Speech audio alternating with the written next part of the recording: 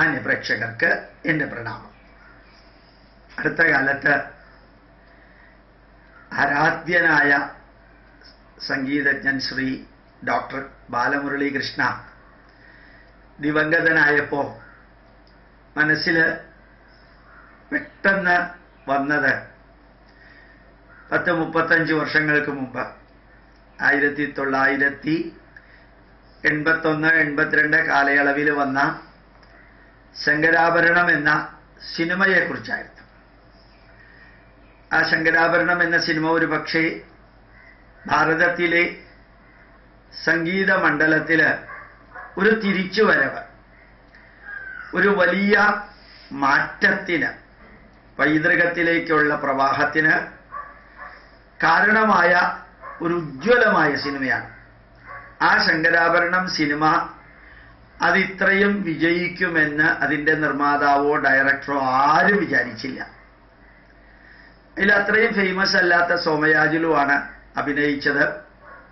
ഞാൻ ഹൈദരാബാദിൽ Indian institute of chemical technology, അതിൻ്റെ അന്നത്തെ പേര് റീജിയണൽ റിസർച്ച് ലാബറട്ടറി ഹൈദരാബാദ് എന്നായിരുന്നു, അവിടെ PhDക്ക് വർക്ക് ചെയ്തുകൊണ്ടിരിക്കുന്ന സമയത്ത്, ഹൈദരാബാദിൽ വർക്ക് ചെയ്തുകൊണ്ടിരിക്കുന്ന സമയത്ത് ഈ ശങ്കരാഭരണം സിനിമ പല പ്രാവശ്യം കാണേണ്ടായിട്ടുണ്ട്. ഇതൊരു ഹരമായിരുന്നു എനിക്ക് കാണാൻ. ഇതിലെ പാട്ടുകൾ കേൾക്കുക അന്നും ഇന്നും എല്ലാവർക്കും ഹരമാണ്. ആ ശങ്കരാഭരണം സിനിമയിൽ സോമയാജുലു എന്ന് പറഞ്ഞ അത്രയും പ്രാധാന്യമൊന്നുമില്ലാത്ത വ്യക്തി അഭിനയിക്കുകയും അത് വൻ വിജയമായി തീരുകയും എല്ലാ ഭാഷകളിലേക്കും ഡബ് ചെയ്യുകയും ഇന്നും അതിൻ്റെ ഇമ്പാക്റ്റ് ഉണ്ടാവുകയും അതിൻ്റെ പാട്ടുകൾ കേട്ടാൽ ഇന്നും കോരിത്തരിക്കുകയും ചെയ്യുന്ന ആ ശങ്കരാഭരണം സിനിമ ഞാൻ നേരത്തെ സൂചിപ്പിച്ചതുപോലെ തന്നെ നമ്മളുടെ ഭാരതീയ പൈതൃകത്തിൻ്റെ സംഗീത മണ്ഡലത്തിൻ്റെ നൃത്യങ്ങളുടെ ഒരു വലിയ തിരിച്ചുവരവാണ്. ആ സിനിമയുടെ തീമും തിരിച്ചുവരവ് എന്നുള്ള വിഷയം തന്നെയായിരുന്നു. അതിൽ പാട്ട് പാടേണ്ടിയിരുന്നത് യഥാർത്ഥത്തിൽ ബാലമുരളീകൃഷ്ണയാണ്. ഏതോ കാരണത്താൽ അദ്ദേഹം പ്രൊഡ്യൂസറോ ഡയറക്ടറോ ഒക്കെ ആയിട്ട് അഭിപ്രായ വ്യത്യാസം വന്നു എന്ന് കേട്ടിട്ടുണ്ട്. വസ്തുത എന്താണെന്ന് എനിക്ക് കൃത്യമായിട്ട് അറിഞ്ഞൂടാ. അതുകൊണ്ട് അദ്ദേഹം അത് പാടിയില്ല. SP ബാലസുബ്രഹ്മണ്യമാണ് ആ പാട്ടുകൾ പാടിയത്. SP ബാലസുബ്രഹ്മണ്യം സൂചിപ്പിച്ചിരുന്നു അത്രേ, എനിക്ക് സംഗീതത്തിൻ്റെ വലിയ ബാക്ക്ഗ്രൗണ്ട് ഒന്നുമില്ല, ഞാൻ സംഗീതം വലുതായിട്ട് പഠിച്ചിട്ടൊന്നുമില്ല, എന്നാലും ഞാൻ എൻ്റേതായിട്ടുള്ള രീതിയിൽ ശ്രമിക്കാമെന്ന് പറഞ്ഞു. നമുക്ക് എല്ലാവർക്കും അറിയാം SP ബാലസുബ്രഹ്മണ്യം പാടിയ ശങ്കരാഭരണം എന്ന സിനിമയിലെ പാട്ടുകളെല്ലാം ഹിറ്റായിരുന്നു എന്ന് മാത്രമല്ല അത് സൂപ്പർ ഹിറ്റാവുകയും ചെയ്തിരുന്നു. ഇപ്പം ശരിക്ക് 3-4 കാര്യങ്ങൾ ഒരുമിച്ച് ഇതിൽ നിന്ന് മനസ്സിലാക്കാൻ സാധിക്കുന്നുണ്ട്. ഏത് വ്യക്തിയായാലും ഏത് മണ്ഡലത്തിലും ഞാൻ അവസാനത്തെ ലെവലിലെത്തിയ മനുഷ്യനാണെന്നുള്ള ധാരണ ഉണ്ടാവാൻ പാടില്ല എന്നുള്ളൊരു പാഠം അത് ഒരിക്കലും ഡോക്ടർ ബാലമുരളീകൃഷ്ണ എന്തെങ്കിലും വിധത്തിൽ താരതമ്യം ചെയ്യാൻ വേണ്ടി പറഞ്ഞതല്ല. ഒരു പക്ഷേ ഇന്നും ചിലർ ചിന്തിക്കാറുണ്ട് ബാലമുരളീകൃഷ്ണയായിരുന്നു ഈ ഇതിൻ്റെ പാട്ട് പാടിയതെങ്കിൽ ഇത്രയും ഇമ്പാക്റ്റ് ഉണ്ടാകുമായിരുന്നില്ല എന്ന് ചിന്തിക്കുന്നവരുൾപ്പെടെയുണ്ട്, ധാരാളം പേരുണ്ട്. ഇപ്പോൾ വലിയ സംഗീത ബാക്ക്ഗ്രൗണ്ട് ഇല്ലാത്ത വ്യക്തി പാടിയിട്ട് അതൊരു സൂപ്പർ ഹിറ്റായി മാറുക, തികച്ചും പുതിയതായിട്ടുള്ള തീം കൊണ്ടുവന്നിട്ട് നമ്മുടെ പൈതൃകത്തിൻ്റെ തിരിച്ചുവരവ്, ഒരു വേശ്യയുടെ പുത്രൻ ഗുരു ഹാർട്ട് അറ്റാക്ക് വന്ന് മരിക്കുമ്പോൾ ആ പാട്ട് പാടി അതിൻ്റെ തുടർച്ച കാണിച്ച് അവസാനിപ്പിക്കുന്ന ഒരു സിനിമ. അങ്ങനെ അത് അവതരിപ്പിച്ച രീതി, അതിൻ്റെ തീം, അതിൻ്റെ സിംപ്ലിസിറ്റി, തികച്ചും പുതിയ നടന്മാര്, അങ്ങനെ എല്ലാം കൂടി ചേർത്തിട്ട് നോക്കുകയും ആ പാട്ട് ഹിറ്റാവുകയൊക്കെ ചെയ്യുമ്പോൾ ഒരു പക്ഷേ പ്രകൃതി തന്നെ ഇതിനെല്ലാത്തിനും ഗൈഡ് ചെയ്യുന്ന ഒരു കാര്യം നമുക്ക് മനസ്സിലാക്കാൻ സാധിക്കും. പ്രകൃതി തന്നെ ഗൈഡൻസ് കൊടുക്കാം.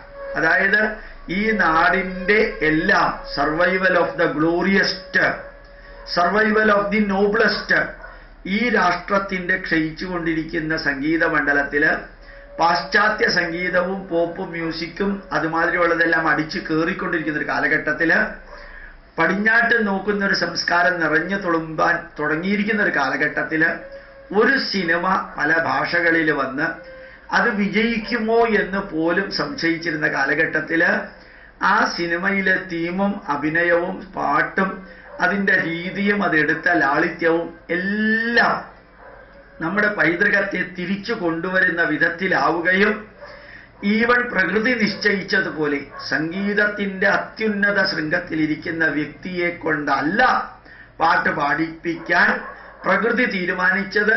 വലിയ ബാക്ക്ഗ്രൗണ്ടില്ലെന്ന് സ്വയം അംഗീകരിച്ച് ലോകത്തിന്റെ മുമ്പിൽ പറഞ്ഞ ആ വ്യക്തിയെ കൊണ്ട് ആ പാട്ട് പാടിപ്പിക്കുകയും എല്ലാം തികഞ്ഞൊരു സിനിമയായി തീരുകയും വിമർശകർക്ക് പോലും അത്ഭുതമുണ്ടാകത്തക്ക വിധത്തിൽ കോടിക്കണക്കിന് രൂപ അതിലൂടെ കളക്ഷൻ ലഭിക്കുകയും എല്ലാം ചെയ്തപ്പോൾ ഒരു കാര്യം ഉറപ്പാ, നമ്മളെല്ലാം ഈ ലോകത്തിലില്ലെങ്കിലും ലോകം മുമ്പോട്ട് പോകും. കഴിവുള്ളവരെന്ന് ധരിക്കുന്നവരിൽ പലരെക്കാളും കഴിവില്ലാത്തവരെന്ന് ധരിച്ചിരുന്നവർ കഴിവുള്ളവരായി മാറുന്നൊരു കാലഘട്ടം. പ്രയോജനമില്ലാത്ത വിജയിക്കില്ലെന്ന് ഉറപ്പുള്ള സിനിമകൾ പോലും അസാമാന്യമാം വിധത്തിൽ വിജയിക്കുന്ന ഒരു പ്രകൃതി നിശ്ചയം നമ്മുടെ സംസ്കാരത്തെയും പൈതൃകത്തെയും ഒക്കെ നിലനിർത്താൻ വേണ്ടി പ്രകൃതി കൂടെ ഉണ്ടാകും എന്ന് തീരുമാനിക്കുന്ന വിധത്തിലുള്ള വിജയങ്ങൾ ഉണ്ടാകുന്ന അനുഭവങ്ങളും വ്യക്തിത്വങ്ങളും പാട്ടുകളും സംഭവങ്ങളും കഥകളും ഡയറക്ഷനും പ്രൊഡക്ഷനും എല്ലാം പോസിറ്റീവൊക്കെ ആവുന്ന ആ കാലത്തെ ഡോക്ടർ ബാലമുരളി കൃഷ്ണ എന്ന വ്യക്തിയെ ആരും മറക്കില്ല. അദ്ദേഹം ആയിരുന്നു പാടിയിരുന്നത് എങ്കിൽ എന്ന് ചിന്തിക്കുന്നവർ ഇപ്പോഴുമുണ്ട്, എപ്പോഴും ഉണ്ടാവുകയും വേണം.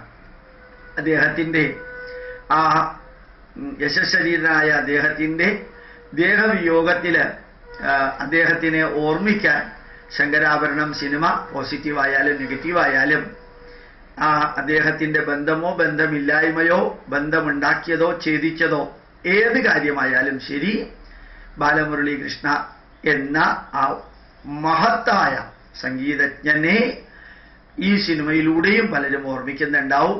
ചിലരുടെ ആബ്സൻസിലൂടെ ചിലരെ ഓർമ്മിക്കുന്നത് പോലെ നമ്മൾ ചിലപ്പോൾ പറയാറില്ലേ, ഈ ഇന്ന കാര്യം ചെയ്യുമ്പോൾ ഇന്ന വ്യക്തി ഉണ്ടായിരുന്നെങ്കിൽ എപ്പോഴും പറയാറുണ്ട്. കാശ്മീർ പ്രശ്നം പരിഹരിക്കാനുള്ള ഉത്തരവാദിത്വം സർദാർ പട്ടേലിനെ ഏൽപ്പിച്ചിരുന്നു എങ്കിൽ എന്ന് പറയുന്നത് പോലെ ഇത് അയാളെ ഏൽപ്പിച്ചിരുന്നെങ്കിൽ അല്ലെങ്കിൽ ഇന്ന കാര്യങ്ങൾ അയാൾ ചെയ്തിരുന്നെങ്കിൽ എന്നെല്ലാം ചിന്തിക്കുന്നു. പോസിറ്റീവായാലും നെഗറ്റീവായാലും നമുക്ക് പഠിക്കാനൊരു പാഠം ശങ്കരാഭരണം സിനിമയിലുണ്ട്. നമുക്ക് പഠിക്കാനൊരു പാഠം SP ബാലസുബ്രഹ്മണ്യത്തിൻ്റെ സിംപ്ലിസിറ്റിയിലുണ്ട്. നമുക്ക് പഠിക്കാനുള്ള പാഠം SP ബാലസുബ്രഹ്മണ്യം പാടിയ പാട്ട് ലോകം അംഗീകരിച്ചതിൻ്റെ പുറകിലുണ്ട്. നമുക്ക് പഠിക്കാനുള്ള പാഠം ഡോക്ടർ ബാലമുരളി കൃഷ്ണയെ പോലെ അതിമഹത്തായ വ്യക്തികളുടെ നന്മകളോ തിന്മകളോ നിറഞ്ഞ പെരുമാറ്റത്തിലും വാക്കുകളിലും ഉണ്ടെന്ന് ഓർമ്മിക്കാൻ സാധിക്കട്ടെ. പ്രണാമം, നമസ്കാരം.